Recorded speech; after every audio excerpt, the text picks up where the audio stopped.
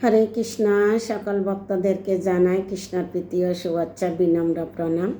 আজকে আমি শিবাস ঠাকুরের জীবনলীলা বলার চেষ্টা করছি। শিবাস ঠাকুর পূর্বজন্মে কে ছিলেন এবং চৈতন্য মহাপ্রভুর কেন পরম ভক্ত হলো। চৈতন্য মহাপ্রভু প্রথম সংকীর্তন শুরু করেছিলেন শিবাসের গৃহে থেকে। 1 বছর পর্যন্ত দরজা বন্ধ করে কীর্তন করেছিলেন। এটার লীলা আমি আগে বলেছিলাম, অনেক লীলা বলছি, তো এখন আবার একটু মনে করে দিছি। আজকে বলবো শিবাস ঠাকুরের জীবন লীলা অমৃত। চৈতন্য মহাপ্রভু শিবাস ঠাকুরের দাসীকে কি আশীর্বাদ দিলেন এবং শিবাস ঠাকুর কোনো কাজকাম করতো না, ওনার পরিবার কিভাবে চলতেছে। আর চৈতন্য মহাপ্রভু একদিন জিজ্ঞাসা করলো, তুমি কাজকাম করো না, কিভাবে চলো? তো শিবাস ঠাকুর কি উত্তর দিয়েছিলেন, এটা থেকে আমাদের শিক্ষা। আর শিবাসের সন্তান মারা গেছে, তখন চৈতন্য মহাপ্রভু সংকীর্তন করতেছে, কিন্তু কেউকে কান্নাকাটি করতে মানা করছে কেন? চৈতন্য মহাপ্রভু কীর্তনে ব্যাঘাত ঘটবে, তার কারণে। উনি কত মহান ছিলেন। তো একটা লীলাতে অনেক তত্ত্ব আছে,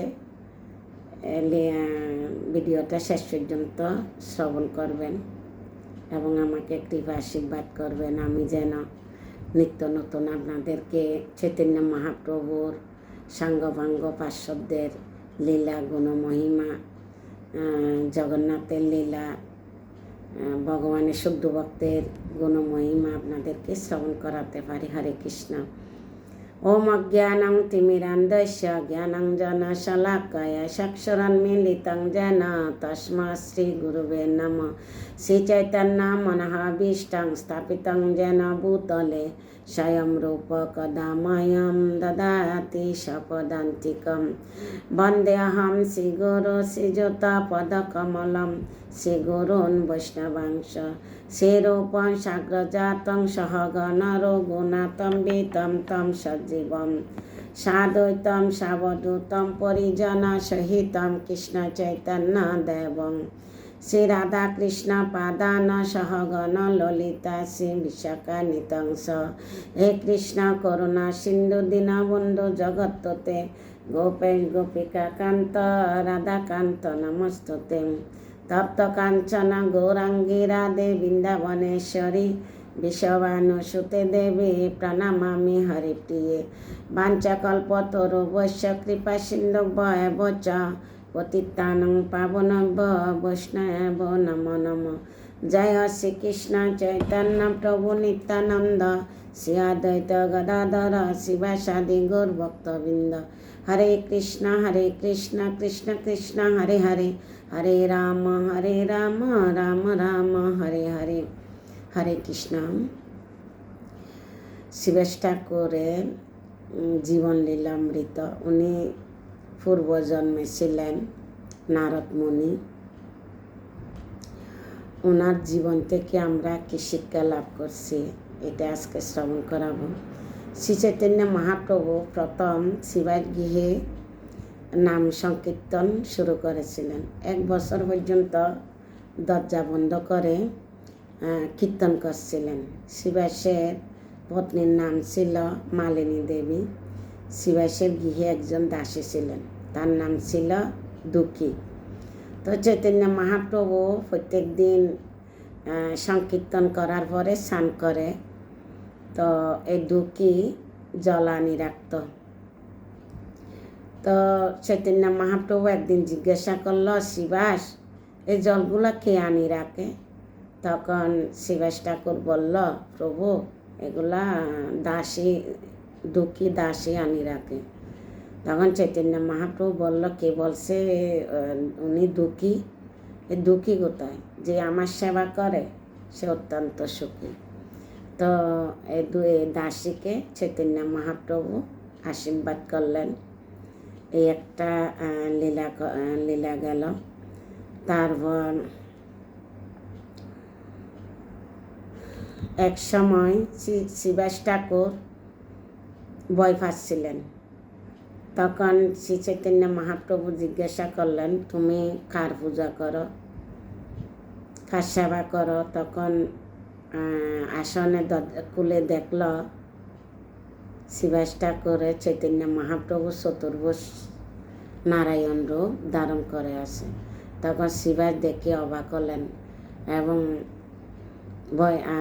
ভয় কাটা যাচ্ছে না, কি দেখলাম মূর্ছিত হয়ে গেল।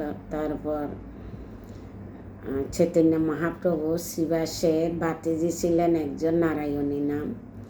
তো মহাপ্রভু বলল, নারায়ণী তুমি কৃষ্ণ বলে কান্না করো কেন?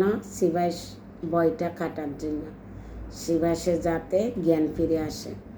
তখন নারায়ণী কৃষ্ণ কৃষ্ণ করে যখন কান্না করছে তখন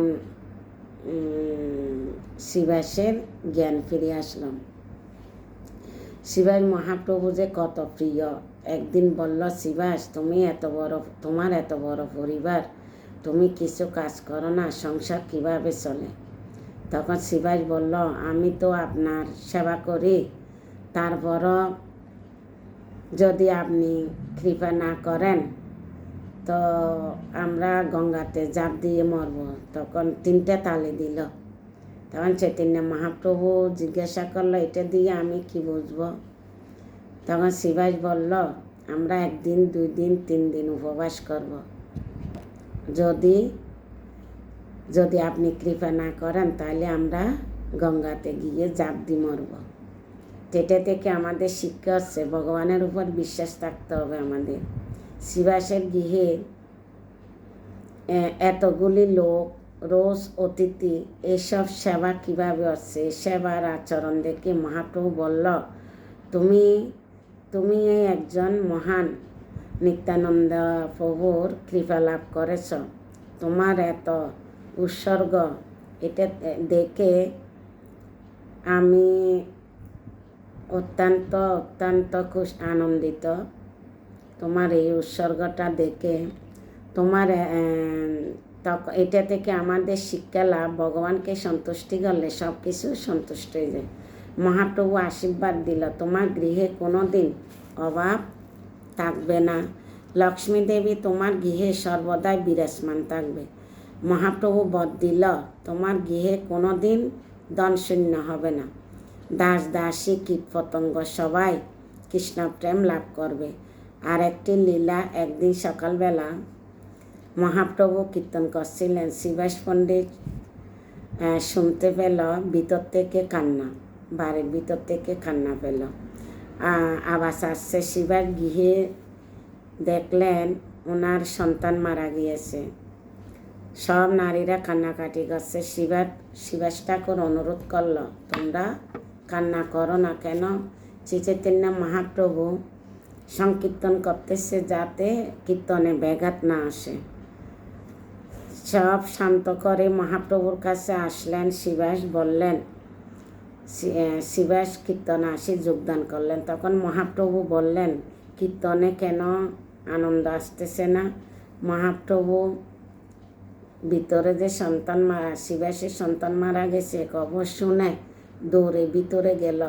ভিতরে গিয়ে সন্তানের মাথায় হাত যখন দিয়েছে সন্তান জীবিত গেছে।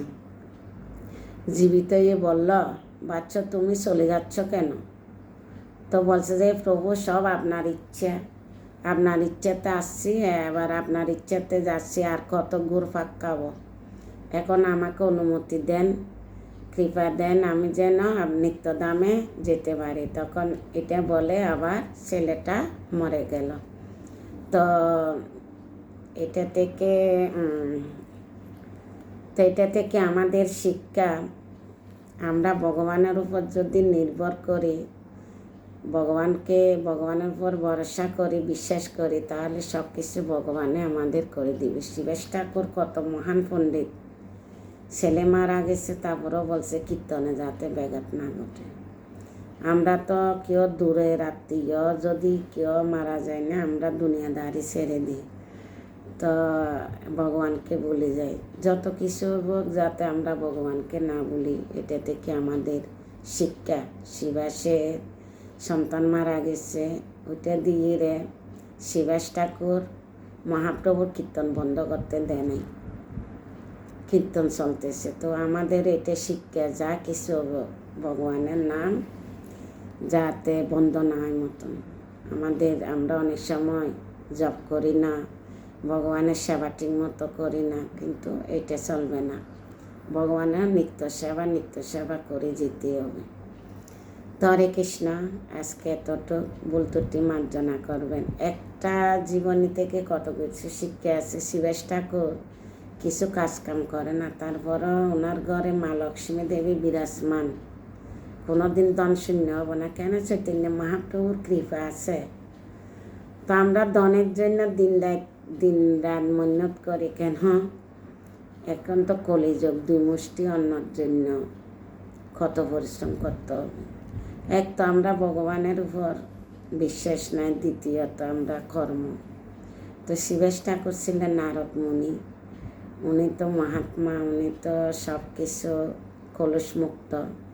তো আমরা যদি ভগবানের শুদ্ধ ভক্তে চৈতন্য মহাপ্রভু, নিত্যানন্দ প্রভু, পার্শ্বদগণ, পঞ্চতত্ত্ব, ওদের লীলা শ্রবণ করি, জপ করি, আত্মার খাদ্য দিই, তাহলে আমরা কিঞ্চিত হলো ওদের কৃপা লাভ করব। হরে কৃষ্ণ, প্রণাম সবাইকে।